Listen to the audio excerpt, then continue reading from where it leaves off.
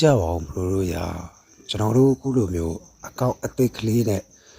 လေးချမ်းဆိုတဲ့ຢာကြီးကိုရှောက်တုံးရောက်ခိုက်ပဲရှိသေးတယ်ကွာကဲ brother တို့မြင်တဲ့အတိုင်းပဲကြည့်လိုက်အောင်ကိုဘက်ကနေပြီးတော့တေချာလေးကြိုးစားပြီးတော့လေးချမ်း5ပေါ့လေးချမ်းဆိုတဲ့ຢာကြီးကိုကျွန်တော်တို့ရောက်သွားတယ်ဒီပြသမားတွေဆိုရင်လူတွေဆောက်ဖက်မလုပ်ဘူးပေါ့နော်ဒီအတွက်ကြောင့်မလို့ကိုကဒီလေးချမ်းရှောက်အောင်အနည်းဆုံးတော့ရုံးမယ်ကွာဆိုပြီးရုံးမယ်လဲရုံးလိုက်ရောကြည့်ကြအောင်လေးချမ်းရောက်ပြီးတဲ့နောက်ပိုင်းတက္ကလာဘလို့ဖြစ်သွားလဲဆိုတော့အဲ့လောက်ကြည့်ကြ